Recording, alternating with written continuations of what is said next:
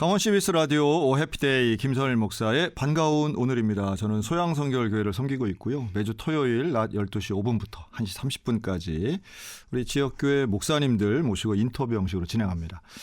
들으신 첫 번째 곡은 히스플랜의 너는 꽃이야 였고요. 오늘은 스튜디오에 홍천 성산교회를 담임하고 계시는 김영수 목사님 나오셨습니다. 안녕하세요. 목사님. 안녕하세요. 오늘 나오셔서 감사합니다. 고맙습니다. 네. 오늘 날씨가 갑자기 좀 추워졌는데 네. 어떻게 홍천은 안 추운가요? 눈이 아직 많이 쌓여 있고요. 엄청 춥죠. 네. 강원도에서 산다 그러면은 왜 그런 얘기 많이 듣잖아요.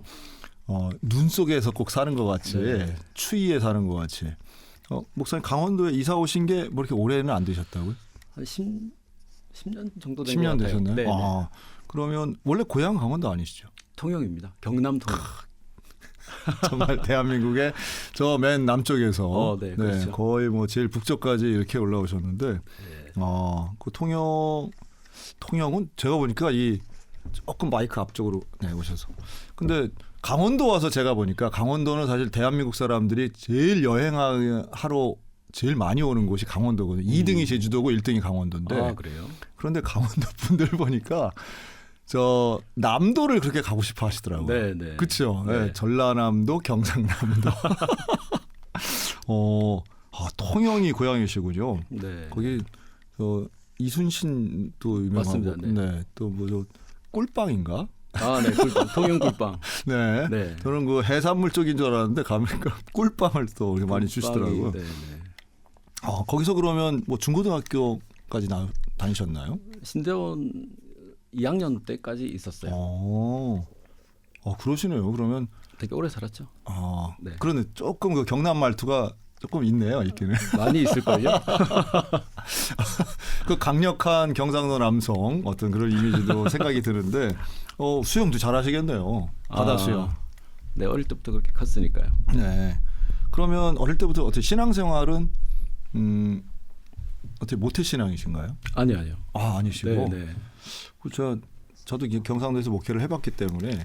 네. 그 경상남도 그렇게 복음화율이 높지는 않은데. 네. 어떻게 신앙생활 시작하셨어요? 그냥 어릴 때 그 형 누나 따라 교회를 따라갔던 것 같고요. 네. 가서 그냥 뭐 왔다 갔다. 그냥 뭐 왔다 갔다. 네. 그래도 그러면 형 누나들은 그 교회가 뭐 가까이 있었나요?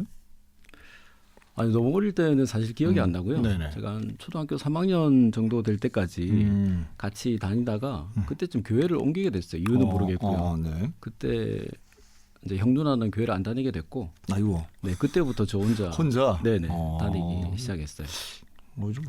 좀 특별하긴 하네요. 근데 그래가지고 목사님까지 되셨는데, 네네. 그럼 뭐 특별한 계기가 있으시겠네요. 이제 뭐 그냥 중고등부 왔다 갔다 열심히 물론 이제 활동도 하고 했는데 뭐 제가 목회자가 될 거라고 생각해 본 적은 없고요. 이제 진로를 정하지 못하고 20살 때 입대를 이제 하게 됐어요. 네, 고등학교 졸업하고 입대를 이제 하고 사실 제가 해군을 갔는데 훈련소를 수료하고 전역을 할 때까지 군함을 탔었어요. 야, 또 해군 나오네요. 네, 역시 마산, 진해, 창원 뭐 이쪽은 또 해군들 가시잖아요. 네. 제가 바닷가에 살아서 뭐 그런 거부감도 없고 이제 해군을 입대해서 전역할 때 군함을 탔는데 바다에서 이제 이 배를 타고 이제 바다를 보는 그 경치가 엄청 이제 좋거든요. 네. 28개월 그렇게 했으니까. 군함을 탄다고 해서 다 이렇게 다 먼 바다를 가지는 않는 것 같은데. 제가 그때 나온 그 자랑인데 최신의 그 군함 막 만들어진. 그럼 뭐 장보고함 뭐 이런 것처럼 이름이 있지 않나요? 네, 저는 을지문덕함 탔습니다. 네. 을지문덕함. 대단하다. 그때 을지문덕. 1호가 이제 광개토 대왕함이었고. 맞아요, 들어봤어요. 네, 2호가 을지문덕. 그때 을지문덕. 애국가에도 나오고 그랬어요, 저희가. 장면이 그 배가. 네. 그래가지고. 타고 이제 지금 목사님이 나왔다는 줄 알고 깜짝 놀랐어요. 먼 바다를 많이 가죠. 배가 크니까. 그래서 이제 그런 장면들을 보면서 참 좋았었는데 전역할 때쯤 되니까 이제 나가서 뭘 해야 되나 이제 막막하죠. 그래서 그 먼 바다를 경치처 먼 바다를 보면서 매일 한숨을 쉬고 뭘 해야 되나 막 그렇게 이제 그래도 네. 근사하네요. 바다 보면서 그런 고민하니까. 우리 저 양구 인제 원통 여기 있는 장병들은 그냥 산보 고라니 보면서 막 고민하잖아요. 먼 바다, 근사하네. 네. 근데 그때는 그렇게 좋지 않았어요. 네. 막막하니까요. 네. 네네. 그러다가 이제 꿈을 꾸는데. 꿈이요. 네. 네. 사실 꿈을 이제 흑백으로 꾸잖아요. 뭐 그렇죠. 생각해 보신 적 있으세요? 그렇네. 뭐 칼라인지 흑백인지. 네. 근데 그날 꿈은 정말 완전 칼라였어요. 기억이 아직도 생생해요. 칼라 꿈을 꿨는데 막 그냥 사방이 환하고 빛이 막 그 제 주위를 내리쬐면서 하늘에서 큰 칼 하나가 내려왔어요. 네. 그리고 제 손에 딱 쥐어졌는데. 그러니까 20대 초반 그 군함에서 꾼 꿈을 지금 말씀하시는 거예요? 네네. 22살이었죠. 네. 근데 그 칼에 앞뒤로 말씀이 빽빽하게 적혀 있었어요. 말씀의 검이네. 멋있죠. 성경은 성령의 검인데 말씀의 그때 검. 그건 뭐 뜻을 알았겠어요, 제가. 네, 그러다가 이제 궁금하니까 하나님 이게 뭐죠? 기도를 하다가 막연하게 내가 이제 신학교로 가야 되는가 보다. 그런 생각이 들었어요. 대단하네. 교회도 아니고 군함에서. 네네. 그래서 이제 기도를 했죠. 하나님 이게 하나님의 뜻이면 이제 신학교로 가야 되니까 수능을 쳐야 되잖아요. 그렇죠. 그 제가 군대에 있는데. 그렇죠. 그래서 하나님 이게 정말 하나님의 뜻이면 제가 공부할 수 있는 그 여건을 좀 마련해 달라. 그렇게 기도를 했어요.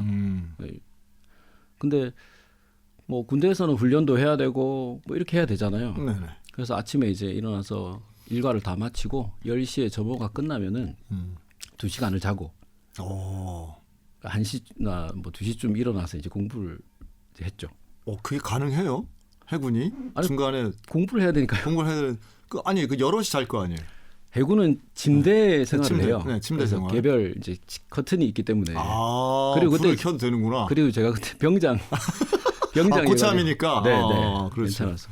네, 그래서 그렇게 막 한두 달 정도 했던 것 같아요. 네. 근데 밤에 이제 그 당직 사관한테 걸린 거죠. 그렇지. 네, 잠 안 자고 그거 불 켜고 있으면. 대위분한테 걸려가지고 너 이 새끼 이게 뭐야?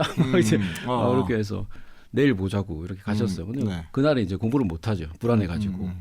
근데 그 다음날 아침에 방송이 나오는 거예요, 군함에. 네. 누구 김영수 병장 함장실 보고 방송이 나와가지고 갔는데 저희 부서 사관 이제 대위님하고 다 서 있는 거예요, 함장님 앞에. 그래가지고 쫄아서 이렇게 있는데. 그렇게까지 잘못한 것 같지는 않은데. 아니 근데 해군은 등화 관제라고 하는 게 있어요. 그래서 불을 켜면 안 돼요. 점호 끝나고 나서. 네네. 그래서 큰 죄를 지은 거죠, 사실은. 네. 그래서 함장님 앞에 갔는데 물어보시는 거예요. 밤에 잠 안 자고 왜 공부하냐. 그래서 뭐 이런저런 그 사정을 말씀드렸죠. 그리고 나가라고 하시더라고요. 그래서 나 이제 큰일 났다 이제. 내가 문제가 아니고 이제 내 부서 이제 부장님하고 큰일이다 생각을 하고 왔는데 부서 부장님이 이제 나중에 부르셔가지고 하는 말이 함장님이 그거를 잘 보셨다는 거예요. 그래가지고 저는 그 다음 날부터 모든 훈련이 다 열애가 됐어요. 이거 뭐 아주 기적이네요. 네네. 일과도 열애가 되고 그래서 아침부터 이제 저녁까지 영재반으로 이렇게 뽑혔네요. 특별반. 특별반. 네. 그래서 공부를 하게 됐죠. 그래서 이게 하나님의 뜻인가 보다. 공부하라고 하나님께서 이렇게 방법을 또 열어주시는 길을 열어주시는구나 생각이 됐죠. 네. 그거 봤으면은 공부하겠다는 사람이 더 나왔을 것도 같은데. 모르겠습니다. 그거 그다음부터는. 그렇게 해서 공부하고 나와서 진짜 수능을 보고 대학을 가는 건 대단하네요. 네. 그리고 더 좀 놀라웠던 거는 수능 칠 때 휴가를 14박 15일을 받았어요. 해군은 그런 휴가가 없어요. 그래요? 네. 해군은 그런 장기 휴가가 없어요. 해군이 더 길지 않나요, 복무 기간이?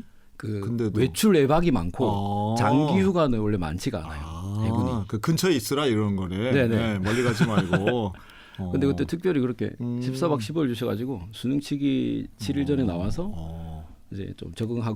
그럼 그때 내가 사실은 신학교 진학하고 싶어서 공부합니다 이렇게 하셨어요? 아니면 대학 가고 싶어서 했다고요? 아니 그 이야기를 했어요. 신학교 가고 싶다고. 네, 신학교 가야 될 것 같다. 함장님이 뭐 안수 집사님이 되신 모양이네요. 네. 그래서 바로 합격을 하셨나요? 네. 그래서 들어간 학교가 대신대학교 가신 거예요. 네. 그리고 총신은 또 하셨네요, 따로. 그렇죠. 대신 대학교는 이제 학부였으니까. 신학과. 네네네 과였고. 네. 근데 그 다음엔 심리학도 공부하셨어요? 네. 이게 그 뭐 공부를 제가 좋아하는 건 아닌데 네. 이제 그 첫 번째 이제 교육전사 사역을 할 때 담임 목사님께서 이제 일반 대학을 자꾸 공부하라고 권유를 하시는 거예요. 아 그래요. 네. 아주 특별한 케이스네요. 네, 그러니까 도움이 학부 신학과를 졸업하고 네. 일반 대학교 심리학과를 가신 건데 네네네. 되게 반대는 좀 많아도 네 일반 대학을 가고 그렇게 많은데 그래서 목사님께서 그러셨군요. 권유를 하셔서 네. 근데 처음에는 그게 뭐 필요성도 사실 못 느끼고 신학교를 또 갔는데 못 느끼고 해서 좀 뭐 망설이고 있었어요. 근데 그때쯤에 제가 학생의 아이들을 데리고 네네.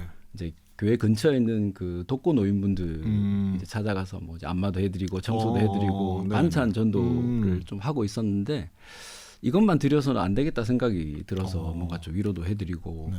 힘이 될 만한 뭔가를 하면 좋겠다 생각이 됐는데 뭘 어떻게 해야 될지 모르겠는 거예요. 네. 어르신들을 그때만 해도 20대 중반이었으니까 그렇죠. 어른들을 어떻게 위로해야 될지 모르겠는 거예요. 그래서 심리학을 공부하면 저분들을 조금 더 위로가 되고 그렇게 되지 않을까 생각이 들어서 그래서 네 심리학을 하게 됐어요. 뭐 그럴 듯해 보이기도 하지만 야 이걸 뭐 심리학까지 공부하나 싶긴 한데 네. 그래도 아유 그 경상대에서 공부를 하셨네요. 네. 다 그 지역 안에서 이렇게 있으셨네요. 그러면. 네네 그렇죠. 네. 학교 졸업하시고 그럼 이때도 그때 경상권에서 사역을 하신 거네요. 그렇죠. 네, 통영에서 있었습니다. 네. 그러면 학생들 되게 좋아했을 것 같은데요? 아니, 애들은 잘 뭐 못 느끼던데요. 아니 찬양 인도도 잘하셨다면서요? 아니 잘하는 건 아니고 네 그냥 열심히 하는 기타 거죠. 치고. 네네네. 그렇군요. 그러면 부모님이랑 같은 요 바운더리 안에 계셨겠네요. 그렇죠. 아버지는 제가 어릴 때부터 그 선원 생활을 하셨어요. 아버지는 또 선원이셨어요. 네네. 그래서 통영에 계시지는 않고 제주도, 뭐 네. 우도, 뭐 진해 이런 데서 생활하시고 한 달에 한 2달에 한 번 정도 오셨어요. 제가 어릴 때부터. 그럼 뭐 어부신 거예요? 아니면 무슨 여객선 같은 거 화물선이나? 어부시죠, 어부. 어부. 네, 배를 타시는 선원이셨어요. 그래요. 네네. 그래서 아버지랑 어떤 추억은 많이 없고요. 야, 그 진짜 뱃사람이시네요. 네네네, 맞아요. 그 거친 뱃사람? 우리 되게 막 근사하게 생각하는 이미지도 있고 아니면 뭐 그러질 않고요. 고집센 막 이런 것도 있잖아요. 아버지는 밥을 하시는 하장이라고 하죠. 어선에서 밥을 하시는 네네네. 군대로 치면 취사병. 네네네 맞습니다. 그 물회 전문 뭐 이런 거 아닌가? 고등어 조림. 뭐 보니까 별거 다 넣고 라면 끓이시던데 그런 분들은. 네. 요리를 되게 잘하셨던 것 같아요. 네네. 이거 특별 보직이네요. 네. 그럼 진짜 뭐 싱싱한 건 최고 흑백 요리사에. 한 번은 이런 일이 있어요. 제주도에 계셨는데 집에 오시면서 오징어를 가지고 오셨다는 거예요. 오징어. 근데 그 오징어 박스가 새우깡 박스 있잖아요. 큰 거. 새우깡? 박스요. 박스. 종이 박스. 말하면 안 되나요? 아니 그 새우깡 종이 박스라는 게 뭔지 모르겠는데. 새우깡 이 한 박스가 들어가 있는 박스. 그냥 네, 종이 박스요. 두꺼운 종이 그 큰 거. 박스. 크잖아요. 그게 엄청. 네네. 거기에 오징어가 들었다는 거예요. 열어보니까 오징어가 한 마리. 한 마리. 박스 가득 찰 만큼 큰. 큰 대형 오징어. 엄청 큰. 네. 한 마리가 딱 들어있었어요. 문어 아니고 오징어. 네. 삼각형 그 머리 있는. 대단하네. 살 두께가 진짜 이랬어요. 이야. 거짓말 안 하고. 그럼 이제 그 식구들이 먹는 거예요? 네. 그런 거? 그 동네 잔치 하는 거죠. 그 정도면 사실은. 진짜. 그런 건 뭐 하긴 그런 거는 개체수 자체가 귀할 테니까 네, 시장에서 팔 수는 밖에서 볼 수는 없죠. 그렇죠. 네. 야. 그런 또 신기한 건 뭐 딴 거 없나요? 제가 옛날 울산이나 이런 데서 보면은 영천 이런 데 보면 고래고기 또 먹잖아요. 돈베기 뭐 이래가지고. 근데 제가 처음 봐가지고 전 또 호기심 있어갖고 먹긴 먹었는데 그렇게 하여튼 제 입맛엔 뭐 썩 맛있다는 느낌은 별로 없었는데 오징어가 크면 맛있던가요? 맛있던데요. 저는. 일단 너무 신기했습니다. 그렇네요. 네네. 일단 뭐 신기한 건 호기심 천국 되네요. 이런 거 좋아요. 그래요? 뭐 다 목사님들 다 비슷한 거룩한 얘기죠. 근데 요즘 뭐 먹방도 하시는데 그렇군요. 근데 그런 일들을 겪으면서 고향 통영에서 그래도 이제 부교육자 생활을 하신 거네요. 네네. 통영에서 한 10년 정도 부교육자 생활을 했고요. 네. 근데 그때 학생회들, 청소년들 데리고 이렇게 재밌게 목회하셨다면서요? 네네. 아까 말씀드린 대로 네. 뭐 이제 독거노인분들 모시고 이제 뭐 그렇게 안마도 해드리고 방문도 하고 반찬 전도도 하고 그렇게 잘 지냈고요. 축구도 하시고. 네네. 축구를 하다가 다쳐가지고. 아, 목사님이 다치셨다고? 네네. 못하는데 열심히 하는 스타일이 있잖아요. 네, 일단 애들하고 놀기는 해야 되는데 애들은 축구를 좋아하고. 아하. 네, 토요일 아침마다 막 하다가 제가 인대를 다쳐서 그 뒤로 축구를 안 합니다. 이제. 야, 그 좋은 표현이신데, 그렇죠. 못하는데 열심히 하면서 네. 다쳤다는 게 좋은 표현이지. 제 친구 누구처럼 그 어린애들 이겨보려고 억지 쓰다가 다치는 것보다 훨씬 낫네. 그 지는 거 싫어가지고 처음에는 전도한다고 했다가 왜 하다 보면 후반전 가서 이제 열뛰는 막 경기도 하잖아요. 네. 그렇게 해서 하시다가 목사 안수는 그럼 어디서 받으셨어요? 이 철원에 와서 받았어요. 그래서 철원으로 오셨어요? 네, 신대원 네. 졸업하고 네. 이제 철원에 오게 됐어요. 그때 네, 신대원 졸업하고 이제 전임 사역지를 구해야 되잖아요. 그렇죠. 네, 근데 제가 좀 있다가 늦어가지고 막 좀 망설이고 있는데. 아니 그러면 전도사 생활을 하실 때는 학교 다니면서 네. 아니 이거 이 학교 저 총신대학원이랑 통영이랑은 이게 보통 먼 게 아닌데 네, 한 5시간 반 정도 걸리는 것 같아요. 5시간 반을 네. 매주 다녔단 말이에요? 네, 네, 네. 왕복 10시간이 넘는데. 아니 근데 다 그렇게 이게 말이 되나? 다 그렇게 다녀요. 다 그렇게 다닌다고요? 네, 네. 저기 뭐 서울 경기권이나 가깝지. 그렇죠. 그런데. 네. 뭐 부산 뭐 대구 이쪽도 꽤 걸리거든요, 시간이. 대구? 그렇죠. 대구만 해도 그게 경상북도고. 네, 네. 꽤 걸려요. 꽤 걸리긴 해도 그게 3시간 단위지. 이게 5시간 단위하고는 다른데. 그 1학년 들어가고 한 학기는 좀 힘들게 다녔어요. 버스 타고 이제 자가가 없어가지고 버스 타고 이제 힘들게 다니다가 2학기 때 이제 진주 통영에서 네네. 1시간 정도 있는데 진주에서 이제 카풀을 하게 됐어요. 오시는 분들이 계셔가지고 좋은 분들이셔서 졸업할 때까지 이제 카풀을 잘했죠. 야, 대단하네요. 젊었으니까 가능한 얘기네요. 이것도. 아니요, 다 그렇게 해요. 다 그렇게 한다고요? 네. 야, 알겠습니다. 네, 네. 진주는 남강. 네. 진주 가서 깜짝 놀랐잖아요. 진주는 그 냉면을 그렇게 사람들이 줄 서서 먹더라고요. 근데 별거 아닌 것 같은데 그렇게도. 네, 저도 진주에서 냉면 안 먹은 그렇죠. 것 같은데. 근데 사람들이 그렇게 진주 냉면 유명하다고 해서 좀 했던 적이 있었는데 그렇게 해서 이제 고향에서 네. 신대원 마치시고 그런데 철원으로 오신 거예요. 네, 네, 네. 정말 그 끝에서 또 끝으로 오셨네요. 네, 그 교회 장로님께서 그 얘기를 하셨어요. 네. 끝에서 끝으로 오셨다. 어떻게 오셨냐? 뭐 그렇게 까니까 네. 그런 얘기를 많이 하셨어요. 아니 그 좋은 통영에서 그 좋은 통영 여기까지 왜 오셨냐? 아니 철원도 좋죠. 뭐 때문에 오셨냐? 뭐 때문에 오셨냐? 네, 네. 그건 좀 이상하다. 철원이 좋지 왜요? 이런 얘기를 많이 하셨는데, 근데 참 이렇게 아무리 이쁘고 좋은 것도 자주 보면 잘 모르잖아요. 그렇죠. 네, 그래서 뭐 저 나고 자라서 통영이 그렇게 좋은지 잘 모르겠더라고요. 그 충무 통영 여기가 이제 동양의 나폴리 뭐 이런 얘기 듣고 있는데 가면 제가 그랬죠. 나폴리를 안 가본 분들이구나. 네, 그러시겠죠. 얘기를 하는데 네. 아름답죠. 근데 철원에서는 어느 교회였어요? 신철원 제일교회라고. 네네. 그 동송 이쪽인가요? 아니요. 신철원이라고 이제 네, 동송이 신철원. 있고 신철원 크게 덩어리가 두 개가 두 있는데 개가 있고. 네, 신철원이었습니다. 신철원 제일교회. 네. 그럼 여기서는 담임 목회를 하신 거예요? 아니요. 부교육자로. 네, 신대원 졸업하고 네. 8년을 부교육자로. 네, 목사 안수 받을 때까지. 네. 철원 생활 어떠셨어요? 일단 너무 추웠고요.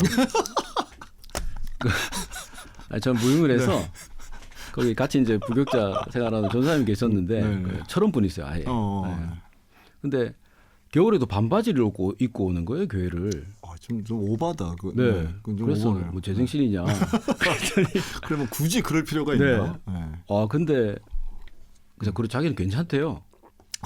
네. 네. 그래서 뭐 28도도 견디는데 이런 소리를 하는 거예요. 28도. 그 견디는 거랑 네. 반바지 입는 거랑 저도 28도를 본 적이 경험해 본 적이 없는데. 영하 28도 네네네. 본 적이 경험해 본 적이 없는데 무슨 소리 하냐. 그랬는데 말 들어보니까 부임한 지 하루 만에 그냥 돌아가신 분도 계시다고 하시더라고요. 겨울에 오셨나 보죠. 네, 너무 추워가지고 너무 추워가지고. 하룻밤을 자고 나 도저히 못 있겠다 사임하신 분도 계셨다고. 좀 그분도 좀 너무하신 게 같네요. 네. 근데 주위는 적응이 안 되는 것 같아요. 아직도 적응이 안 돼요. 사실은. 반바지 입는 분도 계시는데 네, 그러게요. 적응해야 된다 그러면 그래도 여기 이제 두루미, 철원 평양 그리고 오대살 네. 이렇게. 너보다 더 잘하시는데요? 제가 최근에 들었는데 그 오대살의 오대라는 게 그 강원도의 5군데 지역이라면서요? 아 그래요? 그게 품종이 아니고요? 네, 품종이 아니라 그 지역을 얘기하는 거라고 하더라고요. 저는 처음 듣는. 괜히 말하는 것 같습니다. 근데 분명한 건 정말 제가 먹어본 쌀 중에는 철원 오대쌀 제일 맛있는 거 같아요. 네, 그런 것 같습니다. 그건 확실히 다르더라고요. 그거는 맞아요. 네, 그건 정말 맛있습니다. 어디 경기도 어디 뭐 전라도 어디 해봐야 저는 철원 오대쌀이 그냥 2등 없는 1등 같아요. 네. 그건 저도 그쵸? 네, 느꼈습니다. 근데 왜 이렇게 많이 안 알려졌지? 난 이게 더 이상한 것 같아요. 다른 지역 분들이 잘 모르고 오히려 어디 경기도 특정 지역을 더 인지도가 더 높고 한 것 같은데 제가 볼 때는 맛에선 비교가 안 되고 그 기름기라든가 이런 게 확실히 다르잖아요. 네, 근데 이게 브랜드화가 잘 안 된 것 같아요. 네네. 저는 철원 오대쌀 그래서 그 이후로는 그냥 보이기만 하면 전 철원 먹어요. 그래서 철원에서 지내실 때는 이때 결혼은 언제 하셨나요? 그러면? 결혼은 그 학부 때 했고요. 아이고야, 그러시구나. 네. 신학교를 이제 전역을 하고 신학교가 4학년 때 했습니다. 그럼 학교에서 만나셨나요? 아니요. 교회에서? 모교에서 만났고요. 네. 모교에서 만났고 이제 5시간 반 오실 이유가 있었네. 아니 집으로 오시는 거네. 그러니까. 네. 그러면 사모님은 교회에서 만나시고 그리고 자녀들은 그러면 학교 다니면서 애도 낳으셨어요? 네, 잠은 집에서 자니까요. 네, 신대원 또 이게 심리학과 하시고 할 때 다 그러면 아기가 있으셨겠네요, 자녀가. 네네. 네. 이제 거기 심리학과 다닐 때 첫째 아이가 태어났고요. 네, 그다음에 신대원 다닐 때 둘째 아이가. 아이고야, 사모님이 고생하셨네요. 네, 많이 고생했습니다. 그렇네요. 네. 그러면 사모님도 무슨 직장 생활 하셨나요? 네, 사회복지사였고요. 그렇군요. 네. 그러니까 이게 아이고야, 남편은 그냥 가서 일주일 내내 가 있고 맞습니다. 네, 그런 생활 하셨네. 네, 힘들었죠. 오히려 그럼 철원에서는 이제 온 가족이 같이 계속 사실 수 있었겠네요. 네, 이제 전임으로 왔으니까. 네. 낯설고 추웠지만 함께 사는 그런 행복한 지역이었겠네요. 네. 근데 성도님들도 되게 좋으시고 또 부격자들이 있어서 잘 지냈고 아내가 조금은 낯선 곳에서 아무래도 그랬겠죠. 네네. 하긴 저희 교회도 지금 그 경남에서 오신 목사님이신데 부교역자 그 사모님도 이제 고향을 떠나서 처음으로 오신 거예요. 부산 경남 분이신데 오셔가지고는 다 그렇죠. 사역자들의 삶이라는 게 저도 경상도에서 목회할 때 고향 떠나 처음으로 경상도 가가지고 뵙고 했는데 말을 못 알아듣는 게 제일 좀 불편하더라고요, 처음에는. 못 알아들으신 거죠? 네네네. 제가 워낙 빠르고 그래서 또 투박하기도 하고. 그래서 지금은 이제 알아듣는 정도가 아니라 드라마에서 하는 이 사투리 연기를 저 포항 사람도 저렇게 말 안 쓰는데 지적하는 수준이 됐죠, 제가. 근데 그 철원에서 8년간 계셨으면 그래도 아이고 애쓰셨네요. 아니요, 이제 좀 오래 있는 편이었고요. 네. 또 좋은 목사님들을 뵈서 만나서 제가 그 철원에서의 사역은 어떠셨어요? 철원에서는 재밌게 잘했고요. 일단 그 전도 팀을 제가 담당을 하게 부임하자고 담당하게 됐고 전도 부서를 이제 같이 하면서 전도에 아주 열정 있는 지금은 장로님이 되셨는데 분이 한 분 계셔가지고 아주 좀 이렇게 전에 이제 좀 이렇게 하셨던 전에 이렇게 하셨던 거라면은 이제 네. 뭐 네. 말과 행동에 좀 거칠게 사셨던 이거를 좀 젊은 시절에 쓰셨던 분이셔가지고 주먹을 좀 쓰셨던 분이 있었다. 그래서 이제 장날 전도를 하잖아요. 장날에 이제 전도를 하러 나가잖아요. 야, 정말 자 뭔지는 알겠는데 장날 전도. 네. 장날에 전도를 하러 나가는데 그게 자리를 차지하는 게 치열해요. 좋은 자리에. 그건 이제 장사하시는 분들이 경쟁하겠죠. 네. 근데 저희도 이제 그 커피 전도를 해야 되니까 자리를 차지해야 되잖아요. 전도팀도 네. 가서 이제 장날에 차를 드려야 되니까 상인들하고 전도하려고 이제 자리 다툼을 하신다고요. 근데 이제 이제 장로님 되셨는데 그분이 딱 나오시면 자 길이 이제 홍해처럼 쫙 어떻게 그렇지? 뭐 외모가 좀 특별하신가요? 아니면 뭐 눈빛이 살아있나요? 뭐? 네, 그 전에 좀 유명하셨대요. 전에 그냥 아는 사람들이구나. 예수님 믿고 이제 변화되셔서 그렇지. 이제 키도 크시고 외모도 그러시고 그래서 아예 이제 그 자리가 딱 하나 아예 비어 있어요. 아이고야. 아예. 네, 그래서 뭐 재밌게 또 뭐 여러 가지로 한다고. 그 장이 여러 종류가 있잖아요. 뭐 7일장, 5일장. 뭐. 그때 3일, 5일장이었던 것 같아요. 네, 일주일에 2번 하는 3일장, 5일장. 한 1시간 정도 전도 드리고 그리고 오래 할 수가 없어요. 왜냐하면 근처에 커피숍들이 있기 때문에 저희가 이제 차를 나눠드리면 장사가 안 되잖아요. 그렇지. 그래서 이제 1시간만 딱 나눠드리는 정도. 그렇죠. 주변 또 실제 생업이신 분들한테 또 어려움도 배를 끼치면 안 되니까. 그럼요. 맞습니다. 뭐 부침개도 마찬가지고. 그렇죠. 네, 진짜로 전 파시는 분이 있는데 부침개전도 그렇게 막 해도 또 안 되죠. 네. 생업은 존중해 드려야죠. 네. 그렇게 열심히 전도하시고 근데 아마도 눈으로 보이시겠죠. 어떤 그 인구 소멸 지역의 어려움이라든가 특히나 이제 어린 청소년들 숫자가 줄어드는 거는 뭐 통영도 그렇지만 철원도 비슷할 것 같은데요. 네. 철원은 그래도 그 군청 소재지였어요. 그 신철원이. 그래서 학교도 중고등학교가 다 있고 그래서 아이들이 뭐 아주 많지는 않았지만 그나마 교회가 이제 학교 근처에 있기도 하고 또 주변에 이제 작은 교회들이 있어서 학생회가 조직되지 못한 교회들이 많아요. 근데 이제 저희는 그 조직이 잘 돼 있어서 중고등부 사역이나 유초등부 사역이 그렇게 잘 됐던 것 같긴 해요. 네네. 그래서 이렇게 사실은 사역을 잘하셨기 때문에 부교육자로 계시다가 지금 심호하시는 이제 성산교회로 청빙을 받아 가셨을 텐데 그 청빙 과정을 좀 한번 말씀을 해주시죠. 이제 봉사 사역을 하고 있었고요. 그때 지금 있는 성산교회 목사님께서 이제 28년을 사역하시고 은퇴를 하셨어요. 그러면서 이제 노회에 이제 청빙 서류가 이제 올라온 거죠. 청빙 광고. 목사님 비었다. 그래서 담임 목사님께서 이력서를 한번 넣어보겠느냐. 그래서 이제 이력서를 이제 냈고 한 4개월 정도 걸렸던 것 같아요. 청빙 절차가 꽤 길게. 되게 그렇죠. 다른 분들도 많이 지원이 됐고. 그래서 4개월 정도가 지났는데 연락이 오지 않았어요. 그래서 아니, 안 됐으면 안 됐다고 연락을 주든지. 안 됐다고는 되게 연락 잘 안 가죠. 뭐 그래야 되는 하여튼 뭐 그래서 지나다가 어느 날 설교를 하러 오라고 연락이 와서 설교를 하고 3주 있다가 이제 청빙하겠다고 연락을 받았어요. 결정을 그 과정은 좀 길었어도 마지막에 결정할 때는 또 신속하게 되셨네요.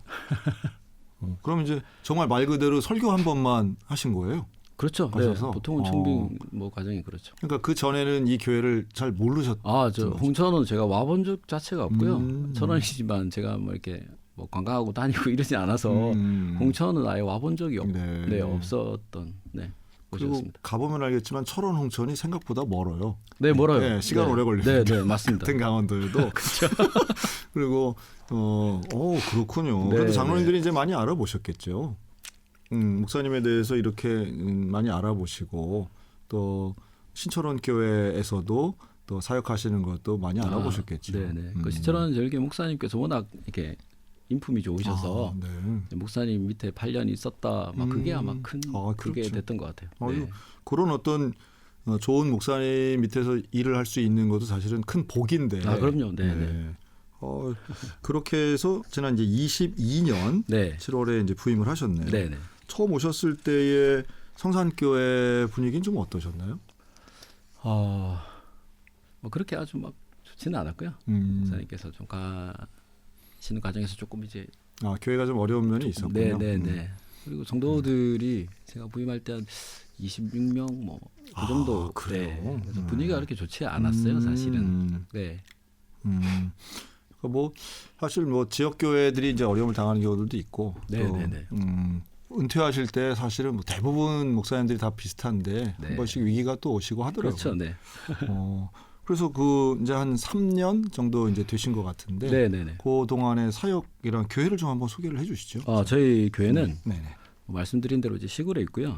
교회가 있는 그 면 화촌면이라고 하는데 네. 면의 인구가 3,000명 정도가 돼요.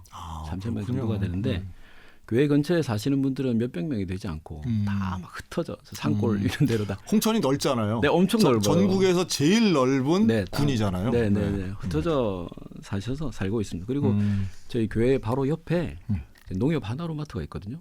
좋네요, 뭐. 네, 엄청 좋아요. 근데 제가 왜 이야기 드리냐면 하나로마트에 아기 용품이 없어요.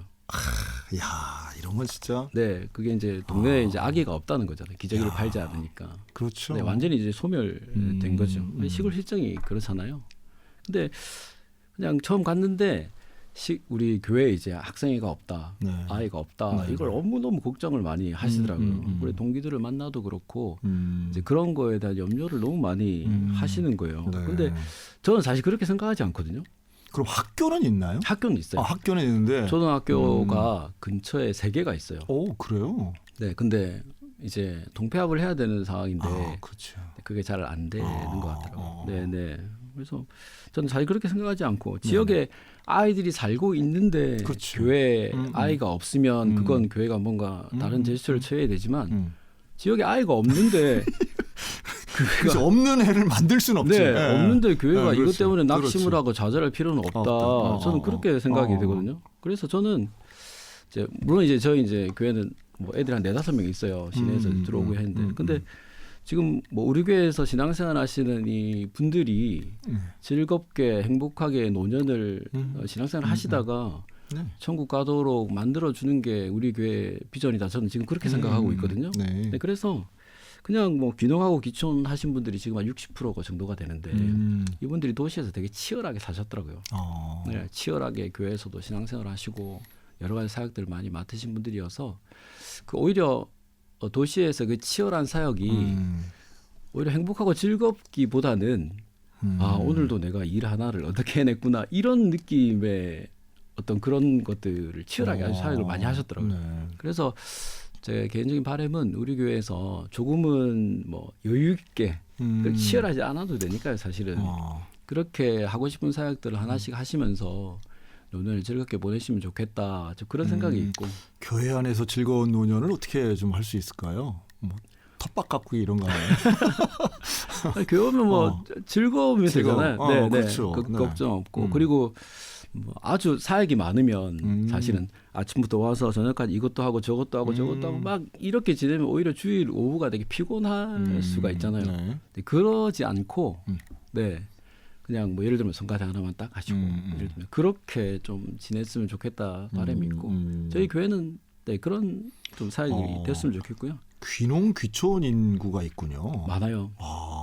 네, 지역에 이제 토박이 분들보다는 귀농 귀촌하신 분들이 되게 많습니다. 근데 그러기에 좀 좋은 환경인가요? 이쪽. 저는 그렇지 않을 것 같은데 이 귀농 귀촌하신 분들은 들어오시면 완전 산골로 들어가세요. 완전 산으로 들어가세요. 우리가 그 드라마에서 보면 자연인이다 이런 식. 정말 그 정도. 그럼 거기서 집을 어떻게 지어요? 뭐 지으시던데요.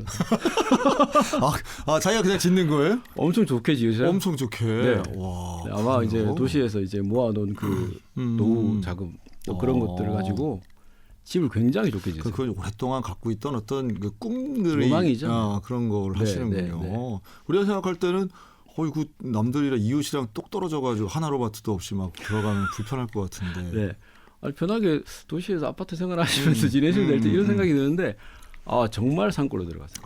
그렇군요. 네, 저희 그 교회에서도 한 뭐 20분 뭐 이렇게 들어가시는 분들도 계세요. 그럼 도로가 있나요? 도로는 있어요. 그리고 어떤 분들은 집을 지으면서 도로를 내세요. 네. 야, 대단하시네요. 네, 그렇게. 네. 뭐 하세요? 그 산속에서? 처음에는 그러신 것 같아요. 내가 이제 먹고 싶은 블루베리를 3그루만 심어서 블루베리를 먹으면서 살겠다 하시거든요. 근데 2년 정도 지나면 블루베리 농장이 돼요. 그리고 또 그 치열하게 사는 거예요, 그게 다. 네. 그러니까 제가 집사님 절대 심지 마시라. 사과나무 심지 마시고 하지 마시라 하시는데 내 목사님 이제 3그루 정도만 우리 먹을 것만 심겠다 하시거든요. 아 근데 이게 커져가지고 나중에는 좀 감당을 못 하세요. 그렇죠. 네, 농사가 이게 말처럼 쉽지가 않더라고요. 당연하죠. 네. 근데 하다 보면 이제 보이니까 여기도 하나 심고 네, 또 네. 그래서 뭐 또 듣고 보고선 또 새로운 거 하나 더 심고 그러니까 저희 이제 점심 식사를 하고 나서 네. 식당에 이제 앉아 계시잖아요. 네. 그럼 이제 남자분들은 그 이야기 하시는 거예요. 정보 교환. 네. 장로님 블루베리 걸으면 뭐 어떻게 해야 되나요? 그렇죠, 그렇죠. 그렇죠, 그렇죠. 네, 네. 저희 교회는 사실 일꾼들이 많아요. 네, 이제 65세부터 제가 이제 청년회라고 부르거든요. 65세. 65세부터 부른다고요? 네, 네, 부터. 그럼 그 65세까지는 뭐예요? 그냥 집사님이죠. 네. 60세는 집사님이고 네. 66세는 청년이군요. 네, 네. 청년회. 창의적이다, 진짜. 네. 그 연륜이 있는 많은 경험과 지혜가 있는 그 청년, 그죠? 네네. 청년들의 사역이 아주 기대가 되고 2025년도에는 또 그분들을 통해서 우리 교회가 더 이제 풍성해질 거라고 또 믿고 그렇게 하고 있습니다. 되게 좋아하시겠네요. 네, 뭐. 목사님 제일 젊으시겠는데? 그렇죠. 그래요? 네. 근데 목사님 부임하시고 한 2년 만에 그렇게 인원이 늘어났다면서요? 네, 그런 것 같아요. 처음 부임할 때 한 26명 정도 됐던 것 같고요. 네. 제가 부임하고 나서 그렇게 기도했죠. 하나님 지금 제가 50명만 되게 해주시면 열심히 목회하겠습니다 그랬거든요. 네. 근데 제가 2배? 22년 7월 말에 부임했는데 23년 1월에 50명이 됐어요. 네, 대단하네요. 네. 감사하죠. 그래서 또 기도했습니다. 하나님 제가 70명만 되게 해주시면 치열하지 않기로 해놓고서는 계속 그렇군요. 뭐 편안한 뭐 한다면서 사역은 하지 않았어요. 사역은 하고 그렇게 기도를 했는데 그해 말에 또 그렇게 70명. 그 지역민들이 오신 거네요. 네, 말씀드린 대로 이제 귀농귀촌하신 분들이 또 교회로 찾아오고 그렇게 70명이 작년에 됐죠. 아이고요. 그러면 그분들 주일 예배드리고 점심 식사 같이 하세요? 네. 그럼 식사 준비 누가 하세요? 식사 준비는 지금 이제 와서 구역을 5개로 만들었거든요. 인원이 늘어나니까 네네. 5개로 만들었고 식당도 증축을 하고. 그러셨군요. 일 많이 하셨네요. 그래서 와서 같이 주일날 식사하시면서 블루베리 농사 이야기도 하시고. 저는 이제 농알못이라서 농사 얘기도 몰라서 그냥 듣기만 하고. 그렇죠. 뱃사람의 아들이 농사는 잘 몰라요. 네네. 깨달은 거 하나는 절대 농사는 시작하면 안 되는 거. 네, 저도 뭐 비슷한 생각 갖고 있는데 농사가 너무 힘든 것 같아요. 대단한 거죠, 그거. 이제 성도들 보면 참 대단하신 것 같아요. 근데 보면 어릴 때 그런 경험이 있으신 분들이 젊을 때 이제 다른 직장 갖고 이렇게 계시다가 나이 들면 그걸 또 그렇게 하고 싶어 하시더라고요. 네, 그러신 것 같아요. 저희 교회도 어릴 때 여기 사시다가 초등학교 때까지 사시다가 그 평생을 서울에 사신 분이 계시거든요. 근데 은퇴하시고 다시 돌아오셨어요. 그렇죠. 그런 감정들이 있는 거죠. 그리고 비닐하우스 하나 지으시더니 그 다음에 가면 또 비닐하우스가 2동이 되고 3동이 되고. 대단하다. 그러신 것 같아요. 열심히 하시네요, 정말. 그러니까 심겨져 있는 거 다 다를 거 아니에요. 또 그렇죠. 뭐 이렇게도 해봤다 저렇게도 해봤다 할 텐데. 근데 어쨌든 거기서 소출이 나고 하면 되게 이렇게 좋아하시고 그걸 신기롭게 생각하시고. 허리 아픈 줄도 모르고 일하시더라고요. 아유, 안타깝기도 해요, 사실은. 노년에 좀 편하게 지내시면 좋겠다 생각이 되는데 너무 힘들게 다 일을 하시니까. 그래서 또 거기서 느끼는 또 보람과 행복도 있으니까요. 그게 되게 재밌겠는데요. 그러면 성가대 반주는 누가 하세요? 저희 집사람이 하고 있습니다. 그렇군요. 처음 부임할 때 장로님이 물으셨어요. 사모님이 반주가 가능하시냐. 아마 반주가 가능해서 제가 오게 되지 않았나. 아이고, 평생 감사하셔야 돼요. 그럼 자녀분들은 다 장성했겠네요? 아니요, 지금 아들이 고1이고요. 딸이 중1입니다. 그럼 어디서 학교를 다녀요? 지금 홍천에서요? 집에서. 그러니까 아침에 이제 아들 아까 초반에 말씀드린 대로 시내에 이제 그 학교가 교회 근처에는 없고 고등학교가 시내에 있어요. 그렇겠죠. 그래서 아침에 이제 아들 아침 저녁으로 픽업한다고 이제 피곤하죠. 이제. 미국 아빠 같이 이제 네. 차로 데려다 주는 네. 거네요. 그렇네요. 근데 하긴 철원에서 어린 시절을 겪었을 텐데 네, 철원에서 이제 초등학교 다니고 했을 텐데 이렇게 와가지고 이제 또 홍천에서 그러니까 아버지는 경상 사람이지만 그쵸. 자녀분들은 다 이제 강원도가 어떤 고향 인식이 있겠네요. 지금. 네, 큰 아들은 이제 통영에서 뭐 이제 조금 6살 살았고. 살았으니까 네네. 그렇고 딸아이는 뭐 아예 통영 기억이 잘 없죠. 그렇죠. 네, 아주 어렸으니까. 아이고 참 우리 성산교회 저 안 가봤지만 어떤 분위기가 어떨까라는 게 이렇게 딱 그려지네요. 네, 네. 그리고 아주 좋습니다. 목사님 가정이 제일 어떤 젊은 가정 중에 하나일 것인데 네, 네, 네. 그러면서도 교회 안에서 사랑받으면서 또 인정받으면서 이 짧은 기간 안에 큰 성과도 내셨네요. 아유. 장로님들이 몇 분이세요? 장로님 한 분 계시고요. 네. 작년에 은퇴하셨어요. 그러시군요. 네, 네, 네. 그럼 주변에서도 성산교회를 보는 좀 눈들이 좀 새롭다. 어떻게 저렇게 사람이 많아질 수 있지라는 생각도 가지겠네요. 네, 이제 동기 목사님들이나 아니면 노회 이제 목사님들께서 네. 이제 많이 물어보셔요. 되게 뭐 이제 뭐 그렇게 부흥하고 했으니까 좋지 않냐 말씀하시는데 그럼 어떻게 뭘 했냐 도대체 사실은 저는 근데 사실 뭘 해서 될 것 같으면 뭐 네, 한계가 없어요. 죄송한 아. 말씀인데 제가 뭐 와서 뭐 예를 들면 전도 행사를 했다든지 뭐 그런 아니면 제자 훈련이라도 했다든지 이러면 되는데 사실 뭐 어떻게 그렇게 부흥했냐 물어보면 제가 드릴 말씀이 없어요. 그래서 저는 아무것도 한 게 없고 그 굳이 뭐 말씀 뭐 때문에 그러냐 하면 그냥 저는 제가 와서 그냥 열심히 설교 준비를 해서 말씀을 전한 것밖에 없습니다. 그냥 그렇게 이야기를 드리거든요. 네, 정말 저는 그거밖에 한 게 없어요. 모든 목회자분들이 다 그러시겠지만 저는 그거밖에 없고 제가 굳이 말씀을 좀 열심히 준비해서 전해야 되겠다 생각을 했던 계기가 있는데 제 첫 번째 사역지에서 그 담임 목사님 정옥현 목사님이신데 지금 구미 외관교회를 담임하고 계시거든요. 네, 근데 그 목사님이 늘 했던 말씀이 교육전사인데 김전사 설교 준비를 열심히 해라. 열심히 말씀 준비를 해야 된다. 그 이야기를 하셨거든요. 지금 목사가 되고 난 뒤에 찾아봬도 김 목사 설교 준비를 열심히 해야 된다. 설교에 목숨을 걸어라. 이렇게 이야기를 하셨어요. 그리고 그 목사님이 가시는 곳마다 사실 다 부흥을 했고. 참 좋은 목사님이시네요. 네네네. 그리고 마지막 이제 부목사로 살아가는 신철원 설교회 목사님도 이제 유경재 목사님이신데 작년에 은퇴를 하셨거든요. 조기 은퇴를 하셨어요.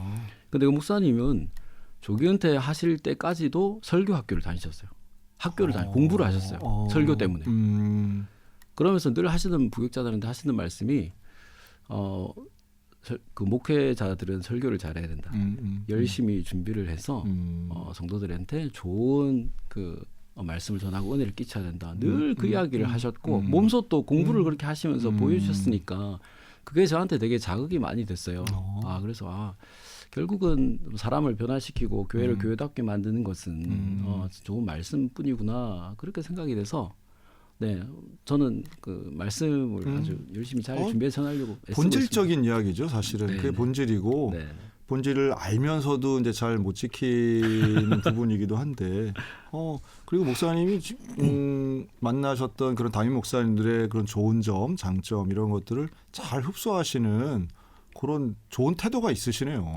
그분들이 워낙 좋으셔서. 그러시군요. 네네. 아이고, 저도 아주 도전을 받습니다. 네. 오늘은 홍천 성산 장로교회 담임하고 계시는 김영수 목사님과 말씀 나누고 있는데요. 2부 첫 곡으로 들으신 찬양은 박우정이 부른 나의 하나님이었습니다. 목사님 1부 뭐 시간이 어떻게 갔는지도 모르겠네요. 홍천에 있는 성산교회 지금 오셔서 지금 2년 조금 넘게 이렇게 목회하고 계시는데 목사님의 인생을 좀 잘 표현할 수 있는 인생 단어를 꼽아본다면 이런 질문 한번 사전에 한번 드려봤어요. 네네. 부끄럽긴 한데요. 네네. 그 진실과 성실입니다. 저의 뭐 인생을 다 그렇게 살았다고는 말할 수가 없는데 목회자가 된 이후로는 좀 그렇게 살려고 많이 좀 애를 쓰고 있죠. 사실 뭐 사역 현장이나 아니면 뭐 인간적인 그런 관계에 뭐 일어나는 그 대부분의 일들은 사실 진실하지 않아서 생기는 문제들이 많다 생각이 되거든요. 그래서 뭐 둘러서 말하거나 소위 뭐 서디의 거짓말이라고 하는데 웬만한 그런 것도 하지 않으려고. 우리 또 경상도 분들이 또 뭐 이렇게 돌려서 말하지 않죠. 되게. 네. 그래서 또 하나님과 또 사람 앞에서 늘 진실하게 살려고 또 애쓰고 또 노력하고 있고요. 네. 또 성실하게 사는 것도 그렇게 쉽지가 않잖아요, 사람이. 그럼요. 네네. 근데 내가 매일 해야 될 일을 하고 매일 있어야 될 자리에 있는 것만으로도 되게 성실한 사람이 된다 생각이 돼요. 한번 목사님 이제 담임 목회는 처음 하시는데 그렇죠. 네. 부목사 생활을 10년 넘게 하시고 네네. 담임 목회 하시는데 차이가 좀 있죠? 차이가 많은 것 같아요. 뭐라고 뭐 꼬집은 말하라고 하면은 뭐 잘 모르겠고 부교육자들은 그런 생각들 많이 했던 것 같아요. 부목사들끼리 모여가지고 나는 담임 목사가 되면 절대 저렇게 안 해야지. 그렇지. 뭐 그런 거 있잖아요. 네. 그렇게 생각을 했는데 담임 목회자가 되고 나니까 뭐 교만한 생각인지 몰라도 부목사들은 절대 담임 목사의 생각을 따라올 수가 없구나. 그렇죠. 제가 가끔 뭐 목사님들하고 하는 얘기인데 아무리 부지런한 부목사라도 아무리 게으른 담임 목사만 못하다 뭐 이런 뭐 우리끼리의 얘기지만 그만큼 조금 보는 눈이나 상황이나 이런 게 좀 다른 거죠. 네네.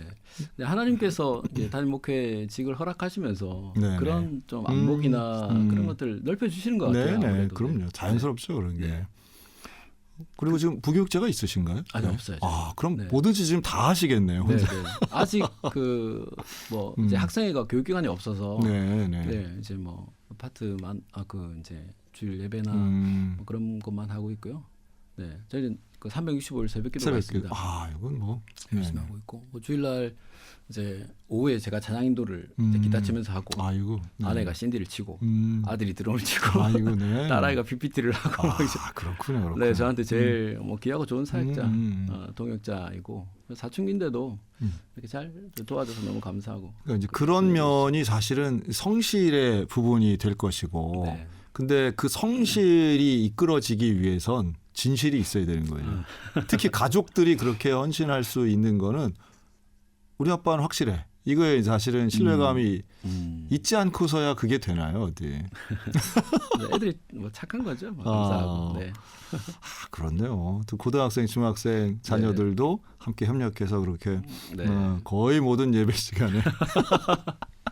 하긴 드럼이 있고 없고도 큰 차이잖아요. 네, 그 신촌원에서 아이가 드럼을 좀 배웠었어요. 청년들한테 배웠고, 어느 정도 좀 익힐 때쯤 되니까 이제 여기로 이제 오게 됐고, 그러면 드럼이 있으면 좋겠다 생각을 해서 드럼을 준비해서 지금 하고 있는데 성도들 좋아하세요. 뭐 잘하고 못하고보다는 오전 예배하고 좀 분위기 다른 이런 예배가 될 거잖아요. 네네네, 아주 좋죠. 네, 그럼 뭐 그냥 다 하시겠네요. 그렇게.